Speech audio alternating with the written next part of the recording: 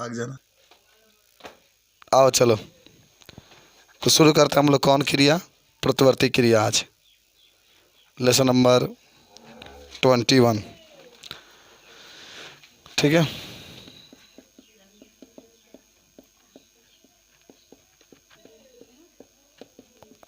कल हम लोग पढ़े थे, अच्छा मस्तिष्क के बारे में सब लोग थोड़ा सा आपको हम परिचय करा देते हैं। कल पढ़े थे थोड़ा सा। ये मस्तिष्क होता है, मस्तिष्क हमारे शरीर का एक बहुत ही प्रमुख अंग होता है। ये हमारे शरीर के जो कपाल गुहा के अंदर होता है, बहुत ही सुरक्षित जगह पर होता है। और इसका वजन जो होता है लगभग 1300 से लेकर के 1500 ग्राम होता है। और मस्तिष्क को हम लोग मुख्य रूप से 3 भागों में बांट देते हैं। पहला जो होता है अग्र मस्तिष्क, जिसको हम लोग अग्र मस्तिष्क, ठीक है। उसके बाद से पश्च मस्तिष्क, मध्य पहले लिख लो, तब आपका था पश्च मस्तिष्क। मुझबानी आपको बताना है, ठीक है। इसको कितने भागों में बांटे थे? कौन कौन? पहला था आपका सेरिब्रम, ठीक है। एक आपका था थैलेमस, एक था आपका हाइपोथैलेमस, हाइपोथैलेमस। इसको आप लोगों ने 2 भागों में बांटा था, एक कार्पोरा था आपका और एक सेरिब्रल, ठीक है। इसको हम लोगों ने 2 भागों में बांटा था, एक मेड्यूला, मेड्यूला, एक आपका सेरिबेलम, सेरिबेलम। अच्छा बताओ, सेरिबेलम का क्या कार्य होता है? बिना सोचे समझे सेरिबेलम का क्या कार्य होता है? कुछ कहते हुए और क्या करता है? और सभी अच्छी क्रियाओं का नियंत्रण यही करता है, ध्यान रखना। जितने भी अच्छी, जैसे हाथ वगैरह चलाते हैं ना, सब अच्छी क्रियाओं का जो संचालन होता है सेरी कौन करता है? सेरी बेरम करता है। और वो बताओ मेड्यूला का, मेड्यूला का काम होता है इसका, जितने भी माने अनैच्छिक क्रियाएं होती है, जैसे श्वसन हुआ, पाचन हुआ, हाँ ये काम जो करता है। आज यही बच्चे 10 वाले बच्चों को पढ़ाया गया, ठीक है ना। खूब अच्छा पढ़ाया गया था उन लोगों को। चलो आओ आज हम लोग पढ़ते हैं जिनका नाम होगा प्रतिवर्ती क्रिया। क्या होती है? अगर आपसे कोई पूछे तो इसके बारे में आप पूरा बताने का प्रयास करते हैं, प्रतिवर्ती क्रिया के बारे में, ठीक है। चलें, आइए। तो पहले हेडिंग आपका रहेगा आज का शुरुआत का, प्रतिवर्ती क्रिया। खूब ध्यान से पढ़ना है, ठीक है। ओके। इसको अंग्रेजी में क्या कहते हैं? आप अपनी किताब पर लिख लीजिए अभी, प्रतिवर्ती क्रिया। इसको अंग्रेजी में हम लोग कहते हैं reflex, reflex action, reflex action. देखो जब भी बात इसकी होगी, प्रतिवर्ती क्रिया की जब भी बात होगी, तो आप जरूर कहेंगे रिफ्लेक्स कहा जाता है इसको, रिफ्लेक्स फंक्शन कहा जाता है, ये एक्शन भी कह सकते हैं आप इसमें। देखोगे इसका खोज सबसे पहले मार्शल हॉल नामक वैज्ञानिक ने किया था। आप देखे भी होंगे वीडियो को। मार्शल हॉल नामक वैज्ञानिक ने इसका सर्वप्रथम खोज किया था। और मनुष्य में कुछ क्रियाएं अपने आप घटित होती है, जैसे खांसना, खांसते हैं हम लोग, मारते के बाद छींक मारते हैं, छींकते हैं। ऐसी अनैच्छिक क्रियाएं, इसे अनैच्छिक क्रियाएं कहती हैं। और ये क्रियाएं मेरुरज्जु की सहायता से संपन्न होती है और इस पर मस्तिष्क का कोई नियंत्रण नहीं होता है। तो ऐसे क्रियाएं को प्रतिवर्ती क्रिया कहते हैं, ठीक है। माने जो अनैच्छिक क्रियाएं होती है, माने अनैच्छिक क्रिया का ये एक रूप है आपका प्रतिवर्ती क्रिया। बात समझे कि नहीं समझे? मैंने आपको अभी ठीक बताया गया था कि इसका सर्वप्रथम खोज की बात करेंगे, तो इसका खोज माने अगर कोई पूछे आपसे कि इसका खोज किसने किया था, तो आप तुरंत कहेंगे इसका खोज सर्वप्रथम सर्वप्रथम मार्शल हॉल, मार्शल हॉल नामक वैज्ञानिक ने किया था। मार्शल हॉल नामक वैज्ञानिक ने किया था। इसने यह बताया था कि इसने यह बताया था कि कुछ ऐसी क्रियाएं होती है, कुछ ऐसी क्रियाएं होती है, कुछ ऐसी क्रियाएं होती है जो जो अनैच्छिक होती है, जो अनैच्छिक होती है, जो अनैच्छिक होती है, जिस पर मस्तिष्क का कोई नियंत्रण नहीं होता है, कोई नियंत्रण नहीं होता है। मस्तिष्क से कोई नियंत्रण नहीं होता। पहले तो बात ही रहा, मस्तिष्क से कोई नियंत्रण नहीं होता है। इसका नियंत्रण कौन करता है भाई? इसका नियंत्रण कौन करता है बोलो? हाँ, मेरुरज्जु करता है। इसका नियंत्रण मेरुरज्जु करता है। ठीक है। कौन कौन क्रिया है आपकी? प्रतिवर्ती क्रिया होती है, ठीक है ना। तो इसे पूरा लिख रहे हैं तो इस क्रिया को हम लोग प्रतिवर्ती क्रिया कहते हैं, प्रतिवर्ती क्रिया कहते हैं। कभी भुलाना मत इसको, सिंपल सी बात आपकी है, कोई दिक्कत करना नहीं चाहिए। आप उदाहरण में क्या लिख सकते हैं? छींकना लिख सकते हैं, छींकना, छींकना लिख सकते हैं। और क्या हो सकता है बोलो? खांसना हो सकता है। सब कौन सी क्रिया होती है? प्रतिवर्ती क्रिया। खूब मेहनत से पढ़ो, ठीक है। तो लिख लो इसको। मार्शल हॉल ने इसका खोज कर दिया और ये क्रियाएं हमेशा ऐसी नज़र आती है कि मुख्य रूप से अनैच्छिक होती है। इसका देख रेख, इसका सब संचालन मेरुरज्जु के द्वारा होता है। मस्तिष्क से कोई विशेष नियंत्रण नहीं होता है और इन क्रियाओं के द्वारा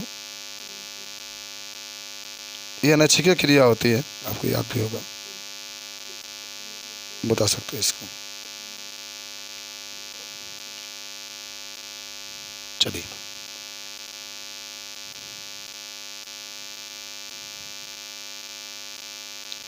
हो गया, दिखा दिया। तो अनैच्छिक क्रिया होती है। मार्शल हॉल ने सर्वप्रथम इसका खोज किया था। आज बहुत कुछ पढ़ना है, ठीक है। लिखा गया।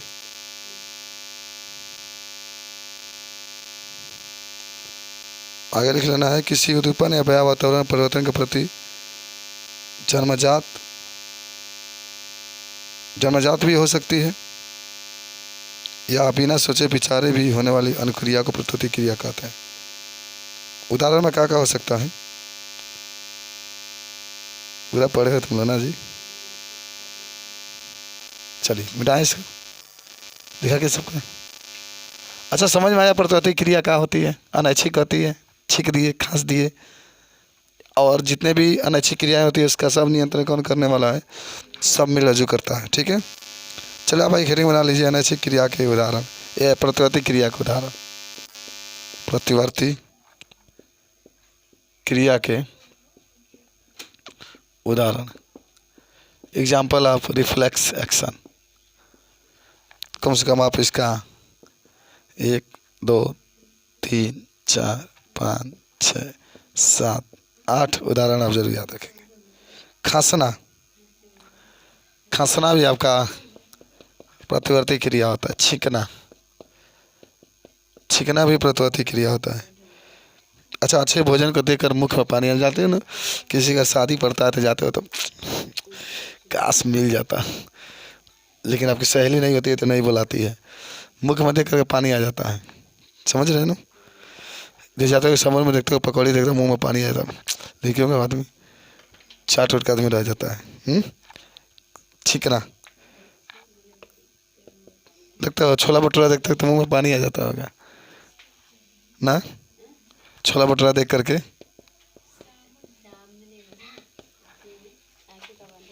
अच्छे भोजन को देखकर देखकर मुंह में पानी आना, पानी आना। तेज प्रकाश के सामने आंखों को बंद हो जाना, क्या बात है। आंख मारे देवर साला आंख मारे, ये सुने ना, होलिया में बुलावे। तेज प्रकाश के सामने सामने आंखों को बंद हो जाना,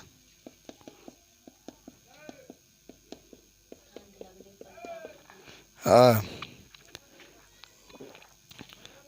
आंखों के सामने अचानक किसी वस्तु के आने पर पलकों का झपकना। अच्छा, अच्छा, पलक तो ऐसे भी झपका सकते हैं ना। ऐच्छिक भी होता है, नैच्छिक दोनों होता है। देखते हैं कैसे लड़के पलक झपकाते हैं सब, आंख मारना जिसको कहते हैं। तो ये तो ऐच्छिक हो गया ना। पलक ऐसे भी झपक सकता है, पलक अपने आप भी झलक क्या कहते हैं, झपक सकता है। तो लिख लेना आंखों के सामने। क्यों झपक जाता है पलक, बताओ।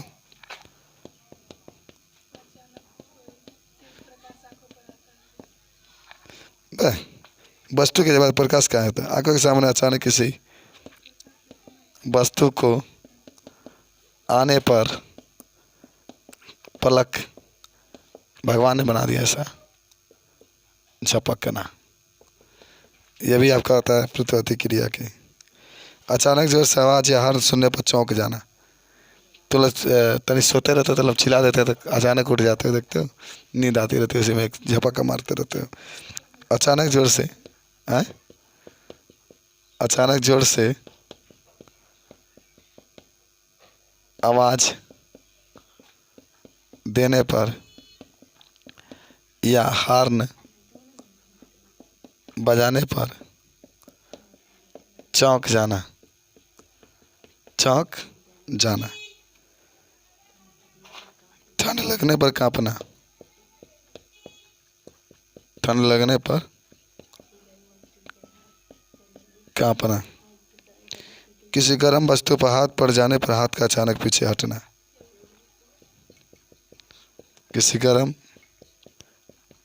वस्तु पर हाथ पड़ने पर हाथ को अचानक पीछे हटना। चलिए, इस सब कौन सी क्रिया होती है? प्रतिवर्ती क्रिया। लिख लिए क्या सब? तो ये था प्रतिवर्ती क्रिया। अब आते हैं हम लोग प्रतिवर्ती क्रिया के प्रकार के पास। इतना सब लोग समझ गए, खांसेंगे छीकेंगे, अच्छे भोजन को देख करके मुख से पानी आना, और तेज मैदान लगना तो जा करके कुंक कुंक निकालना। आंखों के सामने किसी वस्तु का आने पर पलक को झपकना, अचानक जोर से आवाज़ देने पर या हॉर्न बजने पर कब जाना, ठंड लगने पर कांपना, किसी गर्म वस्तु पर हाथ पड़ते ही। चलिए, आए आप लोग प्रतिवर्ती क्रिया के प्रकार के पास, मिटाए। चलिए, तो देखो ध्यान से, प्रतिवर्ती क्रिया के प्रकार।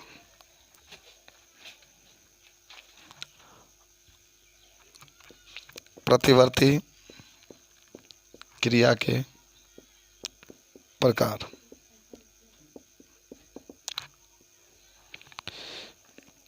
देखेंगे, स्वभाव के आधार पर प्रतिवर्ती क्रिया दो प्रकार की होती है। स्वभाव के आधार पर प्रतिवर्ती क्रिया दो प्रकार की होती है।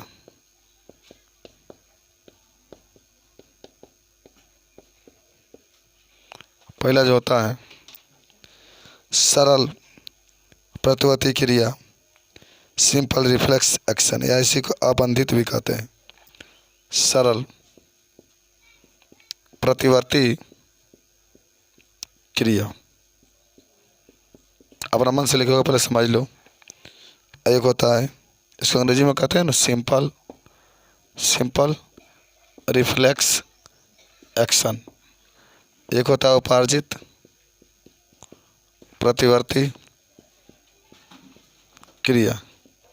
उपार्जित अंग्रेजी में बाबू कहते हैं acquired, acquired, acquired reflex action. सुनो, खाली आप छाप रहे हैं, यही करना था तो घर पे तो कर सकते थे। आप लोग के पास एक पीडीएफ भेजे थे ना किताबों के बारे में, कितना ज्ञान होना चाहिए आपको, केवल लिखने से ज़िंदगी नहीं बन सकती। चाहे लिखिए, चलिए, डिस्टर्ब कर देगा आपको, छापिए। आपको हम बताते हैं पहले सरल प्रतिवर्ती क्रिया। स्वभाव के आधार पर दो प्रकार की होती है, सरल प्रतिवर्ती क्रिया और एक उपार्जित प्रतिवर्ती क्रिया। सरल ऐसी को हम लोग आनुवांशिक भी कहते हैं। ये वह प्रक्रिया होती है जो एक पीढ़ी से दूसरे पीढ़ी में जाती है, माने ये आनुवांशिक होती है। सरल की बात मैं करूँ तो सरल जो प्रतिवर्ती क्रिया होती है आनुवांशिक होती है और एक पीढ़ी से दूसरे पीढ़ी में क्या होती है, जाती रहती है। संतानों में स्वतः स्थानांतरित होती है, क्योंकि आनुवांशिक होते हैं। मैं हूँ तो मेरे संतान में जाएगा, मेरे संतान होगा तो उसमें भी वो क्या करता है, क्रिया जाती रहती है। इसलिए इसको हम लोग जन्मजात प्रतिवर्ती क्रिया भी कहते हैं। जन्मजात का मतलब होता है जन्म से जाता है। और देखो इसमें इच्छा का कोई प्रभाव ही, माने इच्छा से इनमें कोई परिवर्तन नहीं होता, इसलिए इन्हें अनैच्छिक क्रिया भी कहते हैं। और जैसे छींकना, अच्छा ऐसे थोड़ा कि आपके पिताजी कभी नहीं छींकते हो तब आप छींक रहे हैं ना, आपके पिताजी भी छींकते थे, आप भी छींकते हैं, तो कौन सी क्रिया होगी? जन्मजात भी इसको क्रिया कहते हैं। खांसना हुआ, जमाई लेना करते हो ना, जमाई लेना, घोंसला बनाना। इतना कि पहले के लोग घोंसला बनाते थे, इस समय नहीं बनाते हैं। आँखों पर तेज प्रकाश डालने पर उसका बंद हो जाना। इतना कि आपके पिताजी का आँख नहीं बंद होता है तो आपका बंद हो जाता है। ये सब कौन सा है? सरल, जो आपको पिताजी से आपको मिल चुका है, आपके मम्मी ने आपको दे दिया है कि ले लो बेटी, ले लो बेटी। जैसे मैं थी वैसे तुम भी रहो, तुम भी खांसो हम भी खांसते थे, तुम ही जमाई लो हम भी जमाई लेते थे, तुम भी कांपो हम भी कांपते थे। तुम्हारा भी आंख बंद हो जाएगा जब कोई लाइट मारेगा, तो मेरा भी आंख बंद होता है जब कोई लाइट मारता है। तो ये सब क्या है? अरे सब सरल प्रतिवर्ती क्रिया है। इसको हम लोग जन्मजात प्रतिवर्ती क्रिया भी कहते हैं। एक पीढ़ी से दूसरे पीढ़ी में क्या होता है, जाता रहता है, इसलिए इसको हम लोग जन्मजात प्रतिवर्ती क्रिया भी कहेंगे। कोई प्रॉब्लम है बताओ? अब आइए लिखा जाएगा ना सभी, अभी अपना मन से आपको लिखना है। अपना मन से लिखोगे तभी दिमाग बढ़ेगा। देख रहे कापी में छापना है, 2 कलर का भी बैठा दे छाप लेगा। उपार्जित क्रिया, ये इसी को हम लोग कहते हैं अनुबंधित क्रिया। क्या होता है उपार्जित? उपार्जित का मतलब है ऊपर आने के बाद, पेट में से बाहर ही निकले ना, माना जब ऊपर आते हैं तब एक क्रिया होती है, ऊपर आने के बाद। जैसे ये माने समझो कि मनुष्य जो होता है ना, हालांकि इस पर प्रतिवर्ती क्रिया का नियंत्रण मेरा जो मस्तिष्क दोनों के द्वारा होता है। उसमें वो अनैच्छिक थी, और जो उपार्जित होती है ना वो अनैच्छिक भी हो सकती है, ऐच्छिक भी हो सकती है, दोनों इसमें आते हैं। किस में? कान दर्द करता है। उपार्जित में ऐच्छिक आएंगे, क्या आएंगे? अनैच्छिक, दोनों आते हैं। और ये जो व्यक्त होता है अपने प्रयोग से, अपने माने जो घटनाएं घटी उससे वो करता है, ऐसी क्रिया को उपार्जित क्रिया कहते हैं, या अनुबंधित क्रिया भी कहा जाता है। हालांकि इसमें जीव जो होता है प्रशिक्षण द्वारा वो माने अपने आप को वह क्रिया को करता है। हालांकि सर्वप्रथम पावलो ने इस प्रकार की क्रियाओं का उल्लेख कुत्ते पर किया था। पावलो का नाम सुने थे ना? पावलोटी का नाम सुने हो? वही वैज्ञानिक थे पावलो। सर्वप्रथम इसका प्रयोग उसने कुत्ता पर किया था। कुत्ता बहुत वफादार होता है, आज खिलाएंगे तो आपके साथ रहे, कल आए काट लेगा। कुत्ता पर इसने प्रयोग किया था। किसने? अब देखिए आपके पिताजी तैरते थे नहीं तैरते थे, लेकिन आप तैरते हैं नदी में, तैरते हैं कभी? लाल बहादुर शास्त्री, एक लड़का से पूछे कि लाल बहादुर शास्त्री बाबू देश के प्रधानमंत्री बने और वह तैर करके जाते थे, नदी पार करके पढ़ाई करने के लिए जाते थे। तो कह रहा है कि सर आप नहीं जानते हैं ना, आधा अधूरा ज्ञान आप रखते हैं। वो नहाते नहीं थे, वो पनिया में जाते थे नहा के, तब स्कूलिया में जाते थे। उन्होंने कहा चलो सही है। कहते साइकिल चलाना, क्या पेट्रोल में साइकिल चलाते थे? कहा ना, अब तो इसके पिता से साइकिलें नहीं चलाए हैं, चलाते साइकिल, कितना हरा साइकिल चलाती है। गाना गाना, चलो इश्क लड़ाएं, चलो इश्क लड़ाएं, किसी होटल में जाए, किसी डिस्को में खाएं, चलो घूम घूम के घर जाएं, चलो इश्क लड़ाएं, चलो इश्क लड़ाएं, गीत भी सुने होंगे आप। नचना, नृत्य करना, आपके पिताजी नहीं नाचते थे, लेकिन आप लोग। और नहीं करेंगे पियर, सरक रहा है मेरा दिल, खड़क रहा है। अच्छे भोजन को देखकर मुख में पानी आना, अच्छे भोजन को देखकर मुख में क्या आना, पानी आना, मुख में लार आना, मुख में पानी आ जाता है, लार भी आ जाता है। सुगंध से भोजन का पता लगाना कि हाँ क्या बना था। किसी को उल्टी होता है कि नहीं सर, अब वही किसी चीज़ को देखता है तो सलाद, अगर 8 बजे रोज खाते होंगे तो 5 बजे भूख लग जाता है, हाँ आज मिलेगा, वो है।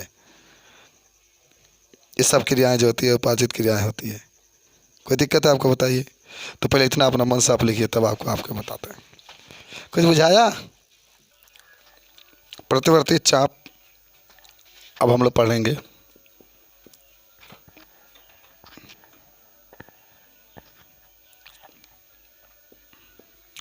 प्रतिवर्ती चाप, जिसको हम लोग कहते हैं रिफ्लेक्शन, आर्क।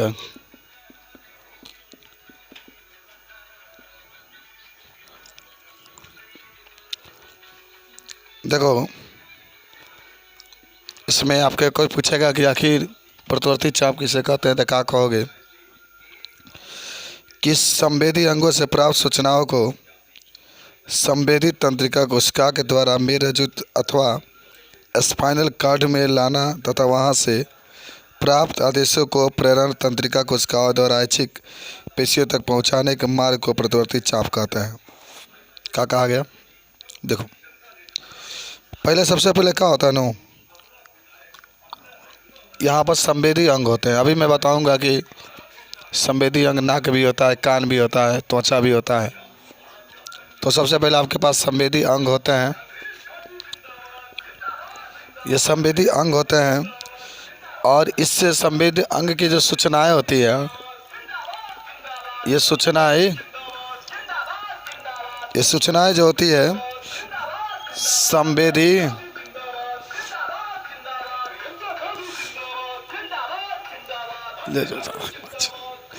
संवेदी तंत्रिका कोशिकाओं के द्वारा, हमारी तंत्रिका जो कोशिकाएं होती है, उन तंत्रिका कोशिकाओं के द्वारा, ठीक है ना, मेरुरज्जु द्वारा मेरुरज्जु तक ये पहुंचाती है। मेरुरज्जु तक ये पहुंचाती है। मेरुरज्जु होता है ना जी, ठीक है। और फिर ये मेरुरज्जु, इसको अंग्रेजी में कहते हैं स्पाइनल कॉर्ड। और ये जो मेरुरज्जु होता है ना, इन आदेशों को प्रेरक तंत्रिका कोशिका के द्वारा ये भेजता है, प्रेरक तंत्रिका कोशिका के पास, प्रेरक तंत्रिका कोशिका के पास भेजता है। फिर जो प्रेरक तंत्रिका कोशिका होती है ना, इनको जो होती है ऐच्छिक पेशियों तक पहुंचाती है। ऐच्छिक जो पेशियाँ होती है यहाँ तक पहुंचाती है। तो इस पूरी प्रक्रिया को हम लोग क्या कहते हैं, इस पूरे मार्ग को, जो पूरी प्रक्रिया होती है, इसी को हम लोग कहते हैं कौन सा चाप? प्रतिवर्ती चाप कहते हैं, ठीक है। इसी को हम लोग क्या कहेंगे? प्रतिवर्ती चाप कहते हैं। बोले सबको याद हो गया क्या? मतलब देखो, इसमें इतनी प्रक्रिया आपको बताना पड़ेगा कि प्रतिवर्ती चाप के बारे में कोई आपसे पूछे तो आप सीधे कहेंगे कि सर्वप्रथम जो संवेदी अंग होते हैं, जैसे नाक हुए, त्वचा हुए, कान हुए, या जो भी हुआ, वो सर्वप्रथम सूचनाओं को ग्रहण करते हैं। और वह जो संवेदी अंग से सूचनाएं होती है संवेदी तंत्रिका कोशिका के पास जाती है। संवेदी अंग के ठीक बगल में होता है ये। अब ये जो संवेदी, देखो इसका कार्य है पेशियों तक पहुंचाना, जो पेशियाँ होती है उसको तक पहुंचाना। संवेदी तंत्रिका कोशिकाएं जो होती है इन सूचनाओं को मेरुरज्जु के पास पहुंचाती है, स्पाइनल कॉर्ड कहा जाता है। और ये फिर मेरुरज्जु जो होता है उन सूचनाओं को प्रेरक तंत्रिका कोशिका के पास पहुंचाता है। और जो प्रेरक तंत्रिका कोशिका होती है उस सूचना को जब ऐच्छिक पेशियों तक पहुंचा देती है, तो इस पूरे मार्ग को हम लोग क्या कहते हैं? प्रतिवर्ती चाप कहते हैं। इसी को कहते हैं प्रतिवर्ती चाप। समझे? बता दो सब लोग। तो यही आपका होता है प्रतिवर्ती चाप। तो इसके बारे में थोड़ा सा आप लिख लीजिए, तब आगे अपने मन से लिख लेंगे, हो जाएगा। हाँ, नोट कर लो इसको।